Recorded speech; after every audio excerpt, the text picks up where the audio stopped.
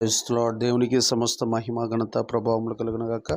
ఈ అంబర్పేట హోలీ టెంపుల్లో చెప్పుచున్నటువంటి ఈ యొక్క ఉపదేశం ప్రతి ఒక్కరు విని ఆశీర్వదించబడుదురుగాక. దేవునికి సమస్త మహిమ ఘనత ప్రభావములు కలుగునగాక. ప్రియదేవుని బిడ్డలారా, ఈరోజు మనం తెలుసుకోబోతున్న అంశం పేరు ఏంటంటే, జతపని వారు చేయు అద్భుతాలు ఏవి? జతపని వారు చేయు అద్భుతాలు ఏవి? ఒక ఇద్దరు కలిసి ఉన్నప్పుడు ఎలాంటి ఆత్మకార్యాలు దేవుడు చేస్తాడో, ఇద్దరు కలిసి ఉన్నప్పుడు దేవుడు ఎలాంటి అద్భుత ఆత్మకార్యాలు చేస్తాడో ఈరోజు మనం తెలుసుకుందాం. ప్రియదేవుని బిడ్డలారా, నిర్గమాకాండము 6వ అధ్యాయము 26వ వచనం ఒకసారి చూద్దాం. అందుకని ఎప్పుడు కూడా ఆత్మీయ జీవితంలో ఇద్దరు కలిసి ఉన్నప్పుడు ఆ ఇద్దరు ద్వారా ఘనమైన సేవ జరుగుతుంది. ఒక్కడు 1000 మందిని తరిమితే ఇద్దరు 10,000 మందిని తరమవచ్చు అని బైబిల్ వాక్యం తెలియజేస్తుంది. దేవునికి సమస్త మహిమ ఘనత ప్రభావములు కలుగునగాక. నిర్గమాకాండం 6వ అధ్యాయము 26వ వచనం ఒకసారి మనం చేస్తే, ఇజ్రాయేలీల వారి సేనల చొప్పున ఐగుప్తు దేశంలో నుండి వెలుపలికి రప్పించుడని యెహోవా ఆజ్ఞాపించిన అహరోను మోషేలు వీరు. ఇజ్రాయేలీలను ఐగుప్తులో నుండి వెలుపలికి రప్పించవలనని ఐగుప్తు రాజైన ఫరోతో మాట్లాడిన వారు వీరు. ఆ మోషే అహరోనులు వీరే. ఆమేన్. దేవునికి మహిమ ఘనత ప్రభావములుగా ఇద్దరు చెప్పండి. ఎవరెవరంట? ఇద్దరు. ఆ ఇద్దరు ఐగుప్తు దేశంలో 40 లక్షల మంది ప్రజలుంటే ఆ 40 లక్షల మందిని ఇడిపించినటువంటి వారిలో ఒక ఇద్దరు పేర్లు చెప్తున్నారు. వారి పేరు మోషే, అహరోనులు. చెప్పండి. ఇద్దరు కలిసి కొన్ని లక్షల మంది ప్రజల్ని బానిసత్వం నుంచి ప్రజలను విడిపించారు. ఏ ఐగుప్తు దేశంలో అయితే వెట్టి చాకరీ చేస్తున్నారో, బానిసత్వపు పనులు చేస్తున్నారో, ఆ దేశంలో నుంచి బయటికి తీసుకొని వచ్చేటటువంటి ఆ సామర్థ్యము ఒక ఇద్దరు భుజాల మీద దేవుడు పెట్టాడు. ఆ ఇద్దరు వ్యక్తులే ఆ 40 లక్షల మంది ప్రజలని ఐగుప్తు దేశంలో నుంచి నడిపించుకొని కనాను దేశానికి చేర్చినట్లు మనం బైబిల్లో చూస్తున్నాం. దేవునికి సమస్త మహిమ ఘనత ప్రభావములు కలుగునుగాక.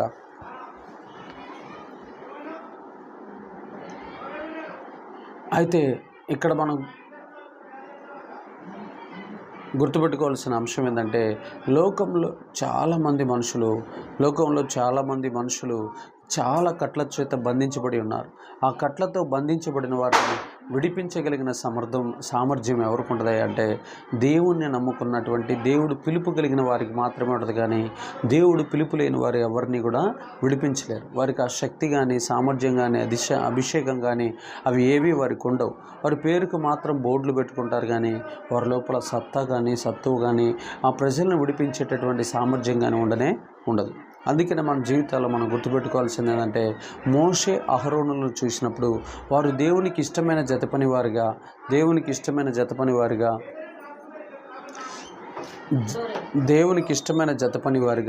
వారు ఉండి, దేవుడు వారికి ఏ పిలుపునైతే ఇచ్చాడో, ఏ యొక్క ప్రత్యేకతనైతే ఇచ్చాడో, ఏ పని అయితే చెప్పాడో ఆ పనిని సంపూర్ణంగా చేసినటువంటి వారిగా, ఆ పనిని ఏం చేశారంట? సంపూర్ణంగా చేసినటువంటి వారిగా వారు మనకి చరిత్రలో కనిపిస్తున్నారు. మోషే అహరోనులు ఇద్దరు కూడా ఏం చేశారు అంటే, వారికి దేవుడు ఏ పని అయితే అప్పగించాడో, మీ ఇద్దరి ద్వారా నేను ఆ దేశంలో నుంచి నా ప్రజలను బయటికి తెప్పించుకుంటానని చెప్పినప్పుడు, దేవుడు ఎప్పుడు మాట్లాడితే అప్పుడు పోయి అక్కడ ఉన్నటువంటి రాజుగారితో మాట్లాడి, మా దేవుడు మాతో ఇలా మాట్లాడాడు, మా ప్రజలను విడిపించుకొని తీసుకెళ్ళమంటున్నాడని చెప్పి అనేక సార్లు ఫరో రాజుతోటి, ఐగుప్తు దేశపు రాజైన ఫరోతోటి మాట్లాడి, ఇటు దేవుడు చెప్పిన పని, అటు ఫరోకు చెప్పాల్సిన మాటలు చెప్పుకుంటూ ప్రజల్ని విడిపించడానికి వారు ఎన్నో ప్రయత్నాలు, ఎన్నో చర్చలు, ఎన్నో రకాలైనటువంటి కార్యక్రమాలు చేశారు. చూడండి, వారు ఇద్దరు కలిసి ఏం చేశారంటే, దేవుని యొక్క ప్రజలను అనేక రకాలైన బంధకాలను, బానిసత్వపు సంఖ్యలను తెంచే ఆ కార్యక్రమం ఇద్దరు కలిసి చేశారు. అందుకనే మన యొక్క సంఘములో కానీ, ఇంటిలో కానీ ఒక ఇద్దరు కలిసి మనం ప్రార్థన చేసినప్పుడు ఎన్నో అద్భుతాలు, ఇద్దరు ఏకీభవించి ప్రార్థన చేసినప్పుడు ఎన్నో అద్భుతాలు, ఆత్మకార్యాలు జరుగుతాయి. అందుకనే మనం ఎప్పుడు కూడా బైబిల్లో ఎందుకు దేవుడు ఇద్దరిని జతపని వారిగా పెట్టాడంటే, వారి ద్వారా గొప్ప అద్భుతాలు, ఆశ్చర్యకార్యాలు చేయడానికి ఏర్పాటు చేస్తాడు. అందుకని మనం ఒంటరిగా ఉన్నప్పుడు సాతాను మనల్ని శోధిస్తాడు, కానీ ఇద్దరుగా ఉన్నప్పుడు మనం శోధించబడలేము. ఎందుకంటే వాడు రెండో మనిషి ఉన్నప్పుడు మూడో మనిషిగా వాడు మన దగ్గరికి రాలేడు. దేవునికి మహిమ. అందుకని ఎప్పుడు ఒంటరిగా ఉండకుండా ఇద్దరుగా ఒక గదిలో కూర్చొని ప్రార్థన చేసుకోవటం, ఒక గదిలో కూర్చొని వాక్యం చదువుకోవటం, ఒక గదిలో కూర్చొని సహవాసంలో దేవుని పని చేసుకోవటం, ఇలా చేసుకుంటూ ఉంటుంటే పాపం అనేది మన దగ్గరికి రాకుండా మనం పరిశుద్ధులుగా మార్చబడదము గాక. ఆమేన్. దేవునికి సమస్త మహిమ ఘనత ప్రభావములు కలుగును గాక. ఆ తర్వాత నిర్గమాకాండము 36వ అధ్యాయం 2వ వచనాన్ని ఒకసారి మనం చూస్తే అక్కడ కూడా మరొక ఇద్దరు జతపని వారు మనకు కనిపిస్తారు. నిర్గమాకాండము 36వ అధ్యాయము 2వ వచనాన్ని ఒకసారి మనం చూస్తే 1 నుంచి 2 వచనాలు చూద్దాం. పరిశుద్ధ స్థలం యొక్క సేవ నిమిత్తము ప్రతి విధమైన పని చేయ తెలుసుకొనుటకై యెహోవా ఎవరిని ప్రజ్ఞ వివేకములు కలగజేసినో అట్టి బెసలేలును అహోలీయాబును మొదలైన ప్రజ్ఞావంతులందరూ యెహోవా ఆజ్ఞాపించట అంతటి చొప్పున చేయుదురన్ను. బెసలేలును అహోలీయాబును యెహోవా ఎవరి హృదయంలో ప్రజ్ఞ పుట్టించునో ఆ పని చేయుటకు ఎవని హృదయమును వారిని రేపెనో వారందరినీ మోషే పిలిపించెను. ఆ పని చేయుటకు వారు పరిశుద్ధ స్థలం యొక్క సేవ కొరకు ఇజ్రాయేలీలు తెచ్చిన అర్పణలన్నిటినీ మోషే యొద్ద నుండి తీసుకొనిరి. అయినను ఇజ్రాయేలీలు ఇంకా ప్రతి ఉదయమున మనస్పూర్వకంగా అర్పణలను అతని యొద్దకు తెచ్చుచుండిరి. అప్పుడు పరిశుద్ధ స్థల సంబంధమైన పని అంతయు చేయు ప్రజ్ఞావంతులందరిలో ప్రతివాడు తాను చేయు పని విడిచిపెట్టి వచ్చి. ఆమేన్. దేవునికి మహిమ ఘనత ప్రభావములు కలుగునుగాక. ఇక్కడ మనకి ఇద్దరు వ్యక్తులు కనపడుతున్నారు. ఆ ఇద్దరు వ్యక్తుల పేరు ఏంటంటే దేవుని యొక్క ప్రత్యక్ష గుడారంలో దేవుని మందిర ఉపకరణాలు తయారు చేయడానికి దేవుడు ప్రజ్ఞ వివేకం కలిగిన ఆత్మ కలిగిన ఇద్దరు వ్యక్తులను మోషే కాలంలో దేవుడు ఏర్పాటు చేసుకున్నాడు. వాళ్ళ పేరు ఏం పేరు అంటే ఒక ఆయన పేరు బెసలేలు, రెండో ఆయన పేరు అహోలీయాబు. చెప్పండి, ఒక ఆయన పేరు ఏం పేరు?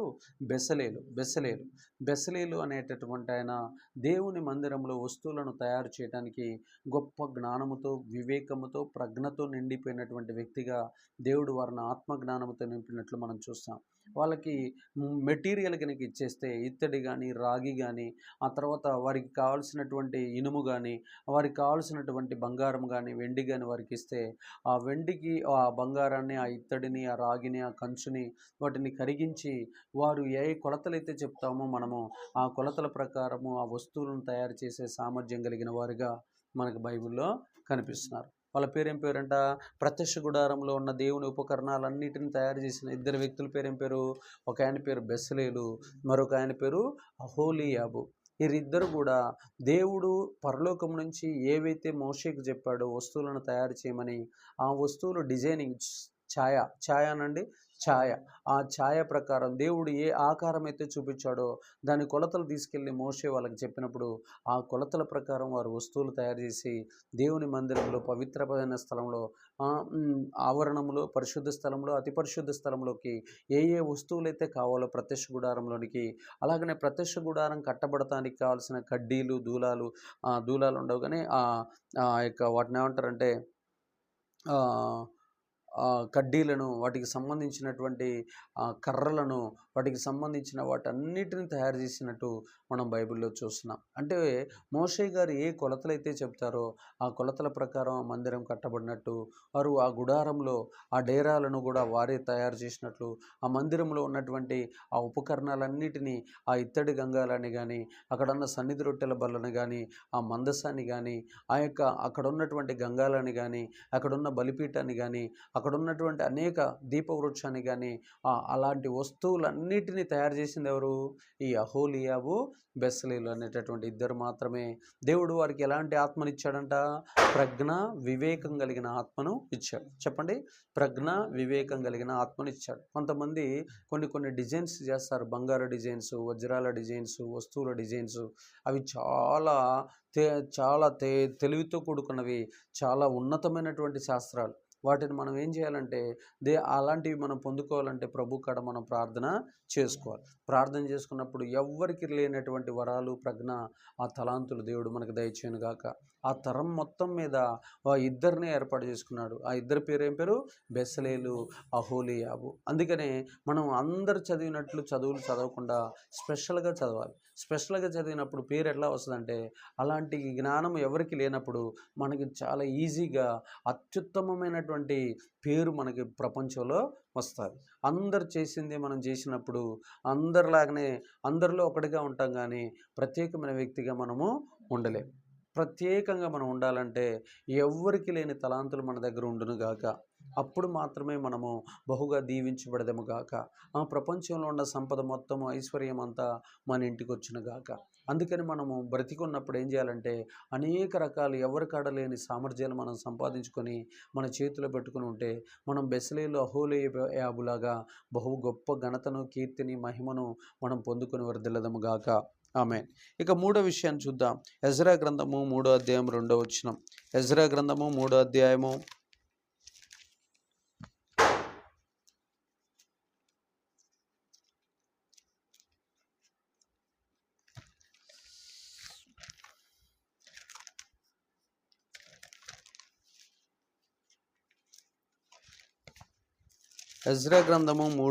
3వ వచనం ఒకసారి మనం చూస్తే అక్కడ రాయబడిన యజాదాకు కుమారుడైన యేషువాయును, యాజకులైన అతని సంబంధులను, షయల్తీ కుమారుడైన జెరుబ్బాబెలును అతని సంబంధులను లేచి దైవజనుడైన మోషే నియమించిన ధర్మశాస్త్రమందు రాయబడిన ప్రకారము దహన బలులు అర్పించుటకై ఇజ్రాయేలీల దేవుని బలిపీఠమును కట్టిరి. ఆమేన్. దేవునికి మహిమ, ఘనత, ప్రభావములు కలుగును గాక. చూడండి 1వ వచనంలో చూడండి, 7వ నెలలో ఇజ్రాయేలీలు తమ తమ పట్టణములకు వచ్చిన తర్వాత జనులు ఏక మనసు కలిగిన వారై యెరూషలేములో కూడి, దేవునికి మహిమ, ఘనత, ప్రభావం. ఇక్కడ జెరుబ్బాబెలు తర్వాత యోవాషు అనే ఇద్దరు వ్యక్తులు కనపడతారు. ఈ యోవాషు, ఈ జెరుబ్బాబెలు అనే వాళ్ళు ఎజ్రా కాలంలో దేవుని మందిరాన్ని కట్టినట్లు మనం బైబిల్లో చూస్తున్నాం. దేని కట్టారు వాళ్ళు? దేవుని మందిరాన్ని కట్టారు. మొట్టమొదటి వాళ్ళు ఏం చేశారు? మోషే, అహరోనులు ఐగుప్తు దేశంలో ఉన్న ప్రజలని కనాను దేశానికి చేర్చారు. రెండోది బెసలేలు, అహోలీయాబు ఇద్దరు జత పని వారు ఏం చేశారు?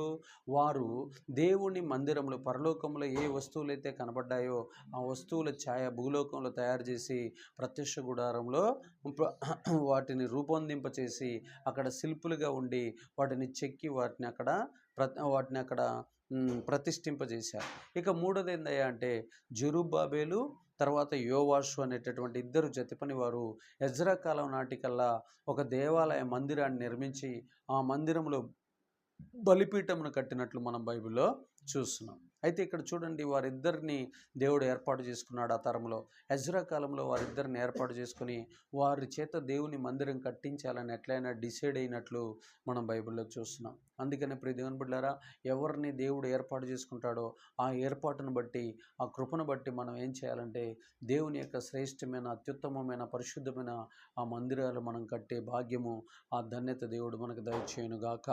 కాబట్టి ఇక్కడ యోవాషును, జెరుబ్బాబెలును ఇద్దరు కలిసి దేవుడు ఎందుకోసం వాళ్ళని పుట్టించాడో ఆ విషయం గ్రహించి ఆ యొక్క దేవుని యొక్క పని చేయటం కోసమే మేము ఏర్పాటు చేయబడ్డామని గ్రహించి దేవుని రాజ్యాన్ని బలంగా కట్టినట్లు మనకి అర్థమవుతుంది. దేవునికి మహిమ కలుగును గాక. అలాగా దేవుని మందిర నిర్మాణంలో వారి పాత్ర ఉన్నది కాబట్టి వారిని ఎజ్రా గారు రాసినట్టు తన గ్రంథంలో వారి పేర్లు రాసి వారిని కనపరిచినట్లు మనము చూస్తున్నాం. ఇలా ఇద్దరు ఎప్పుడైతే కలుస్తారో దేవుని రాజ్యాన్ని అలా బలంగా మనం కట్టాలి. దేవుని యొక్క పనులు మనం చేయాలి. దేవుని యొక్క పరిచర్య మనం చేయాలి. ఇక్కడ ఇద్దరు కలిసినప్పుడు స్వార్థం పనిచేయదు. ఇద్దరు కలిసినప్పుడు శరీరం పనిచేయదు. ఇద్దరు కలిసినప్పుడు లోక ఇచ్చలకు పనిచేయవు. ఇద్దరు ఒకరి లోపాలు ఒకరు సరి చేసుకోవడానికి చాలా అవకాశాలు ఉంటాయి. ఇద్దరు స్నేహంలో ఉంటారు కాబట్టి గంటలు ప్రేయర్లో ఉండే అవకాశాలు ఉంటాయి.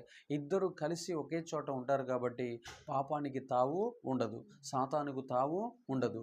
ఎప్పుడు ఏక మనసు కలిగి ఒకే పని చేస్తారు కాబట్టి అక్కడ ఘనమైన విజయాలు మనము చూస్తాం. అదే ఒకే మనిషికి ఎన్నో రకాలైన ఆటంకాలు వస్తాయి. కాబట్టి మనం జత పనివారిగా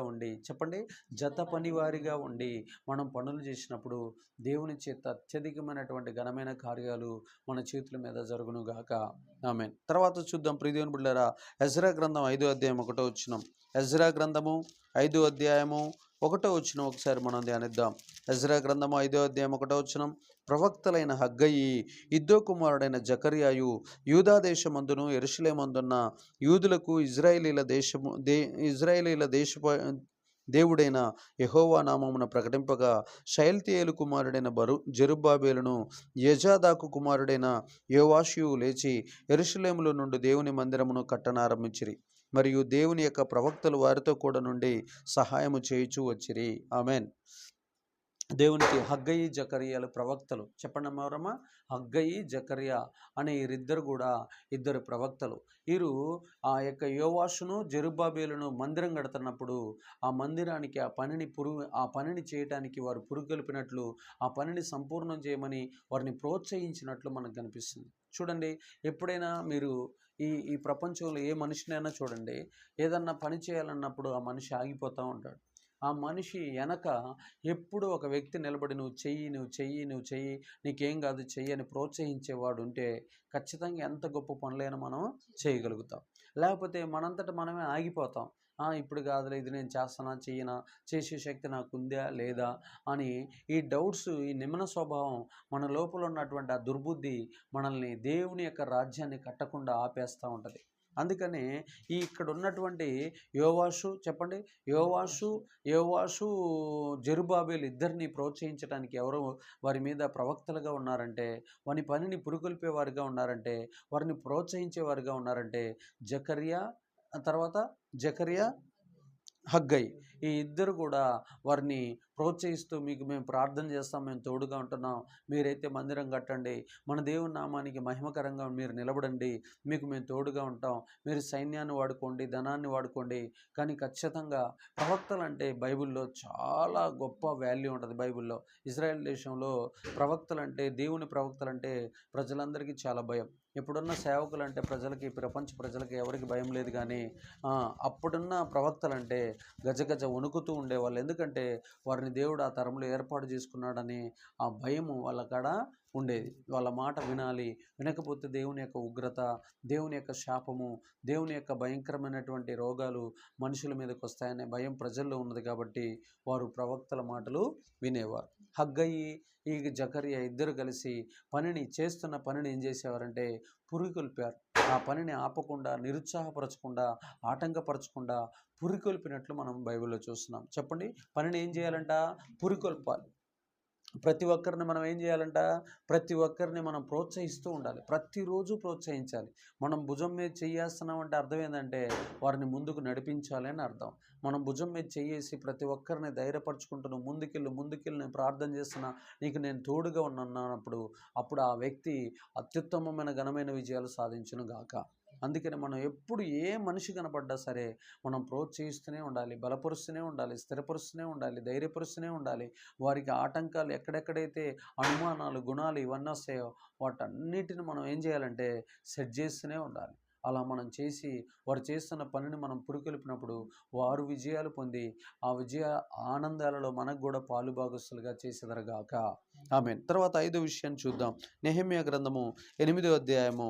నెహెమ్యా గ్రంథము 8వ అధ్యాయం 9వ వచనం ఒకసారి చూస్తే, నెహెమ్యా గ్రంథము 8వ అధ్యాయం 9వ వచనం ఒకసారి చూస్తే, జనులందరూ ధర్మశాస్త్రపు గ్రంథపు మాటలను విని ఏడవ మొదలుపెట్టగా అధికారి అయిన నెహెమ్యాయు, యాజకుడైన శాస్త్రియునగు ఎజ్రాయియు జనులకు బోధించుచు, లేవీలను మీరు దుఃఖపడవద్దు, ఏడవద్దు, ఈ దినము మీ దేవుడైన యెహోవాకు ప్రతిష్ఠిత దినమని జనులతో చెప్పిరి. దేవునికి మహిమ, ఘనత, ప్రభావములు కలుగును గాక. ఇక మళ్ళీ మనకి ఇక్కడ ఇద్దరు వ్యక్తులు కనిపిస్తున్నారు. ఆ ఇద్దరు వ్యక్తుల పేరంటే ఒక ఆయన పేరు ఎజ్రా, మరొక ఆయన పేరు నెహెమ్యా. వీళ్ళిద్దరు కూడా సంఘ సంస్కర్తలు. చెప్పండి, ఎవరంటే వాళ్ళంట సంఘ సంస్కర్తలు. ఒక సంఘం కట్టబడి ఉంటే, ఆ సంఘంలో లోపాలుంటే, ఆ సంఘంలో తప్పులుంటే, ఆ సంఘంలో దోషాలుంటే, ఆ సంఘంలో పాపం ఉంటే ఆ సంఘాలను దిద్దుబాటు చేసేవాళ్ళు. చెప్పండి, దిద్దుబాటు చేసేవాళ్ళు, సరి చేసేవాళ్ళు. అక్కడ ఒక చట్టం తయారు చేసి ఆ చట్ట ప్రకారం ఇప్పుడు దాకా మనం ఇట్లాంటి తప్పులు చేసాం, ఈ తప్పులు చేయకుండా ఈ చట్ట ప్రకారం ఇట్లా ముందుకెళ్దామని చెప్పేటటువంటి వాళ్ళు. హల్లెలూయా. దేవునికి మహిమ, ఘనత, ప్రభావములు కలుగును గాక. ఎజ్రా, నెహెమ్యా ఇద్దరు కలిసి ఏం చేసేవారంటే వారిద్దరు జత పని వారై ఉండి ఎక్కడైతే ప్రజలు పాపాలు తప్పులు చేశారో ఆ పాపాలను, ఆ తప్పులను దిద్దేటటువంటి వారిగా, వారికి ప్రసంగాలు చేసి వారిని దుఃఖంలోనికి, మారుమనసులోనికి నడిపించేవారిగా, వారి పాపాలు వారు ఒప్పుకొని ఏడ్చి ప్రభువు దగ్గర కృప పొందుకునేటటువంటి వారిగా చేసేవారే ఎజ్రా, నెహెమ్యాలు. దేవునికి మహిమ, ఘనత, ప్రభావములు కలుగునాక.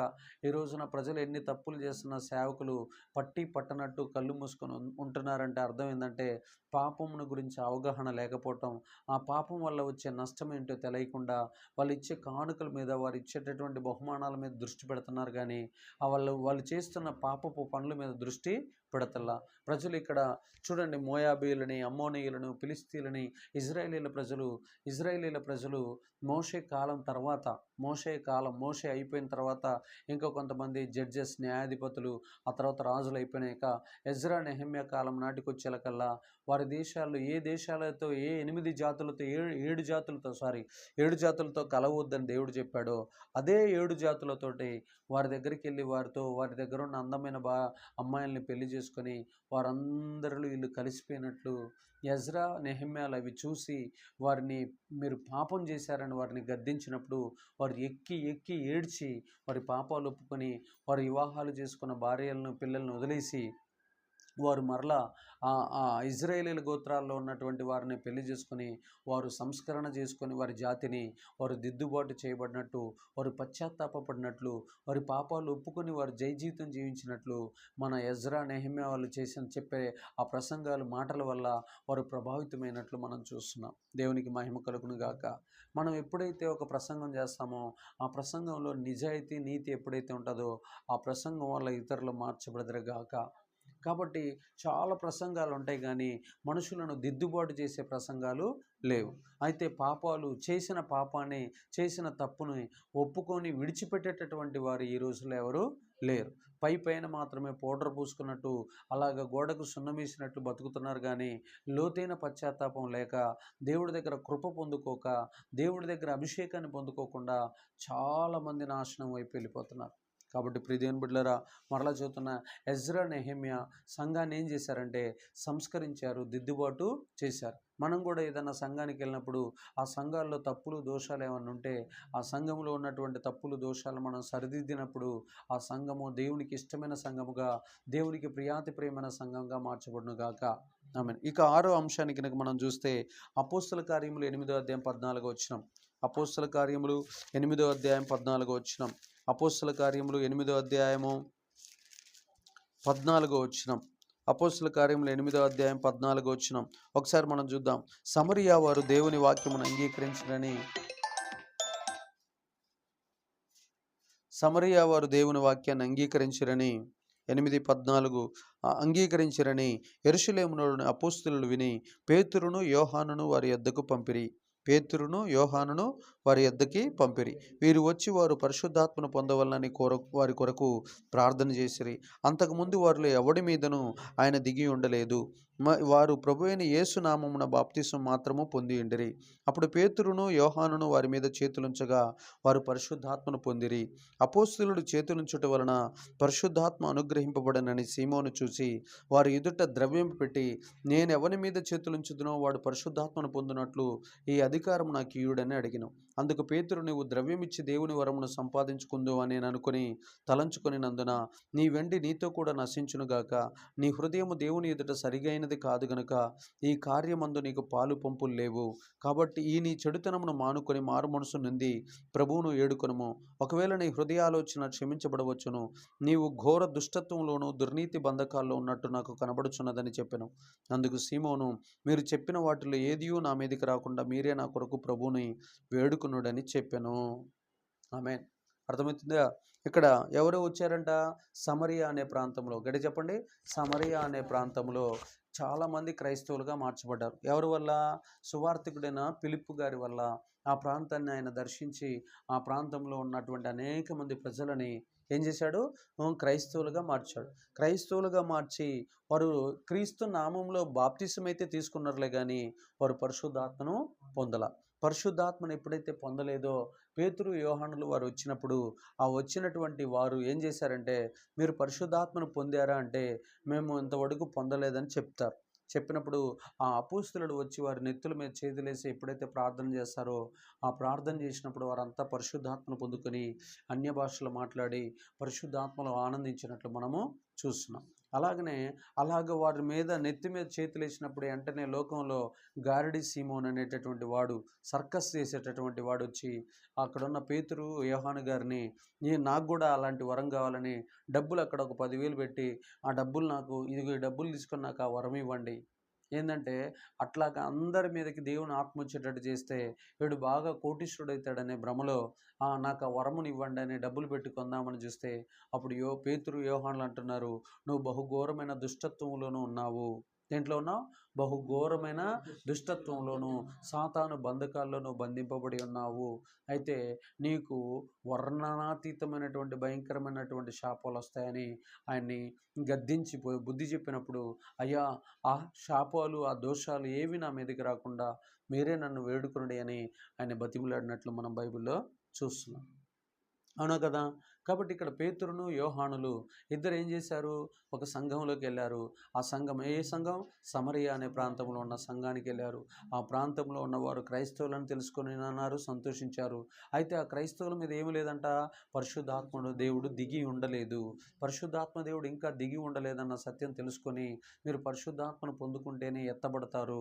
ప్రభు రాకడలో మనమంతా ఎత్తబడాలంటే పరిశుద్ధాత్మను మనం పొందుకుని ఉండాలనే సత్యాన్ని ఎవరికి తెలియజేశారు? ఆ సమరయాలో ఉన్న క్రైస్తవులకి తెలియజేశారు. కాబట్టి ఒక కొత్త వ్యక్తి మన దగ్గరకు వచ్చినప్పుడు, ఒక కొత్త సేవకుడు మన దగ్గరకు వచ్చినప్పుడు తనకు తెలిసినటువంటి క్రొత్త విషయాన్ని మనకి పంచుకుంటాడు. దేవునికి మహిమ కలుగును గాక. అలాగ మనం పరిశుద్ధాత్మ చేత మనం నింపబడినప్పుడు, పరిశుద్ధాత్మ చేత మనము ఎప్పుడైతే లీడ్ చేయబడతామో అప్పుడు ప్రజలందరూ కూడా ఏమవుతారంటే ప్రభు రాకడ వచ్చేసరికల్లా ఎత్తబడేటటువంటి అధికారం కలిగి ఉంటారు. ఎవరైతే పరిశుద్ధాత్మను పొందుకోకుండా సాధారణమైన వారిగా ఉంటారో, బుద్ధి కలిగిన కన్యకలు 5 మంది, బుద్ధి లేని కన్యకలు 5 మంది. ఈ బుద్ధి లేని వారంటే ఆత్మ లేని వారు, అంటే వారి దగ్గర ఏం లేదు, దివిటీల్లో సిద్ధుల్లో నూనె లేదు, అంటే వారు ఆత్మను పొందలేదు. ఆత్మను పొందలేని సంఘాలన్నీ విడవబడతాయి, ఆత్మ కలిగిన సంఘాలన్నీ ఎత్తబడతాయి. కాబట్టి దేవుని బిడ్డలారా మనము ఏం పొందుకొని ఉండాలని పేతురు యోహాను గారు మనకి తెలియజేస్తున్నాడు? పరిశుద్ధాత్మను ఖచ్చితంగా మనం పొందుకొని ఉండాలి. ప్రభువు రాకడ వచ్చేలకల్లా మనం క్రైస్తవులుగా ఉండక ఆత్మపూర్ణులుగా ఉండాలి. ఎలా ఉండాలంట? ఆత్మపూర్ణులుగా ఆత్మను పొందుకొని ఉండాలి. ఎప్పుడు మరి పరిశుద్ధాత్మ దేవుడు వస్తాడు? మన లోపల ఉన్న పాపాలు, మన లోపల ఉన్న లోపాలు, మన లోపల ఉన్న వ్యసనాలు, మన లోపల ఉన్న దోషాలన్నీ మనం కడిగేసుకొని, ప్రభువా నాకు కావాలయ్యా కావాలయ్యా నాకు నువ్వు కావాలయ్యా అని ఆశపడ్డప్పుడు ఆత్మదేవుడు మన మీదకి దిగి వచ్చునుగాక. ఆమేన్. ఇక 7వ విషయాన్ని చూస్తే ఒకసారి చూద్దాం. అపోస్తుల కార్యములు 15వ అధ్యాయము, అపోస్తుల కార్యములు 15వ అధ్యాయము 40వ వచనం. అపోస్తుల కార్యములు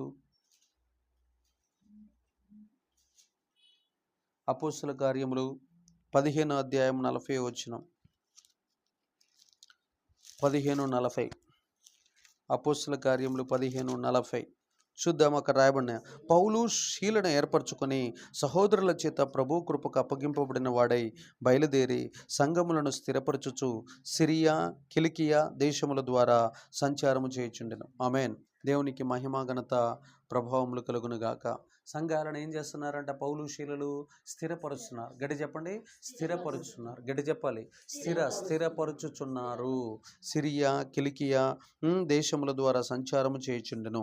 ఇదిగో పౌలు శీలను ఏర్పరచుకొని సహోదరుల చేత ప్రభు కృపకు అప్పగింపబడిన వాడై బయలుదేరి సంఘములను స్థిరపరచుచు సిరియా కిలికియా దేశముల ద్వారా సంచారము చేయుచుండు. ఏ ఊరికి వెళ్తే ఆ ఊరిలో ఎక్కడైతే దేవుని మందిరాలు ఉంటాయో ఆ మందిరాల్లో, ఆ ప్రదేశాల్లో, ఆ స్థలాల్లో, ఆ ప్రాంతాల్లో, ఆ ప్రదేశాల్లో వాళ్ళు ఏం చేస్తున్నారంటే ఆ సంఘాలను బలపరుచుకుంటూ, స్థిరపరచుకుంటూ, ఉజ్జీవపరుచుకుంటూ, వారిని నూతనపరుచుకుంటూ వెళ్ళిపోతూ ఉంటారు. కాబట్టి ప్రియ దేవుని సంగమా, మరలా నేను చెప్పేది ఏంటంటే మీ జీవితంలో కానీ నా జీవితంలో కానీ మనం ఎక్కడికైనా వెళ్తే, ఏ కుటుంబంలోకి వెళ్ళినా, ఏ సంఘంలోకి వెళ్ళినా ఆ సంఘంలో ఉన్న బలహీనతలు ఏంటో తెలుసుకొని ఆ యొక్క కుటుంబంలో కానీ ఆ సంఘంలో ఉన్న వాటిని తొలగించి అక్కడున్న ఆ ప్రాంతంలో ఉన్న ఆ కుటుంబంలో ఉన్న సంఘంలో ఉన్న సేవకులను కానీ లేకపోతే భార్యాభర్తలను కానీ స్థిరపరిచేటట్లు మనము దేవుని వాక్యాలు చెప్పి వాళ్ళని బలపరిచి మనం రావాలి. మనం ఏదో పోయినామని ఊకట్ల పోవటం ఇట్లా రావటం కాకుండా, మనం పోయినందుకు వారు మేలులు పొందెదరుగాక, మనం అక్కడ అడుగు పెట్టినందుకు ఆ గ్రామం సంతోషించును గాక, ఆ సంఘం వర్ధిల్లును గాక, ఆ కుటుంబం కట్టబడును గాక, ఆ కుటుంబం పరలోకానికి వారసత్వం సంపాదించును గాక. మనకి ఆడికి ఎవరైతే వచ్చారో ఆ వచ్చిన వ్యక్తికి ఎలా అయితే ఏమీ లేకుండా వచ్చాడో ఆ వ్యక్తిని మనం సంపూర్ణులుగా మార్చదాం గాక. లోకంలో చాలా పనికిరాని వ్యర్థమైన క్రియలు ఉంటాయి. ఆ వ్యర్థమైన క్రియలన్నిటిని విడిచిపెట్టి మనం పరిపూర్ణతలోనికి వచ్చేదాము గాక. యేసు ప్రభు వారు 30 సంవత్సరాలు తల్లిదండ్రుల ద్వారా వడ్రంగి పని నేర్చుకొని ఆయన పరిపూర్ణుడిగా మార్చబడ్డాడు. అలాగనే మనం ఏదైనా నేర్చుకున్నప్పుడు ఇక్కడ పౌలు శీల వలె మనం గొప్ప పేరును సంపాదిస్తాం. పౌలు శీలలు సంఘాలను స్థిరపరిచేటటువంటి పేరును బిరుదును పొందుకున్నారు. మనం కూడా ఏం చేయాలంటే చాలా భారతదేశంలో సుమారు నాకు తెలిసి 6 లక్షల గ్రామాలు ఉన్నాయి. ఒక్కొక్క గ్రామానికి ఒక్కొక్క సంఘం వేసుకున్న దగ్గర దగ్గర 6 లక్షల సంఘాలు ఉన్నాయి. ఇలాగా సంఘాలన్నిటిని మనం ఏం చేయాలంటే సంఘాలను మనం స్థిరపరచాలి. ఆ సంఘం వెనక ఎవరు ఉన్నారంటే యేసయ్య ఉన్నాడు. కాబట్టి ఆ సంఘాలను మనం బలపరచాలి. ఆ సంఘాల్లో కొన్ని శక్తులు ఉంటాయి, ఆ సంఘాల్లో కొన్ని దురాత్మలు, ఆ సంఘాల్లో మంత్రశక్తులు, రోగాలు, వ్యాధులు, బలహీనతలు అన్నీ ఉంటాయి. మనం ఆ ప్రాంతానికి వెళ్ళినప్పుడు మనము ఆ సంఘాలలో ఉన్న దుష్ట శక్తులను ఎల్లగొట్టి తరిమికొట్టి ఆ సంఘాలను ఆ ప్రాంతాల్లో మనం స్థిరపరచదము గాక. అలాంటి శాశ్వతమైన జయ జీవితం మనం జత పని వారిగా ఉన్నప్పుడు మాత్రమే సాధిస్తాం. అందుకని మనము ఎక్కువగా ఎలా ఉండాలంటే జతలుగా ఉండి దేవుని రాజ్యాన్ని బలంగా కట్టి దేవుని నామానికి మహిమను తెచ్చుదాము గాక. దేవుడు ఈ మాటలను దీవించి స్థిరపరచును గాక. ఆమేన్. ప్రార్థన చేసుకుందాం. మోకాలేయండి.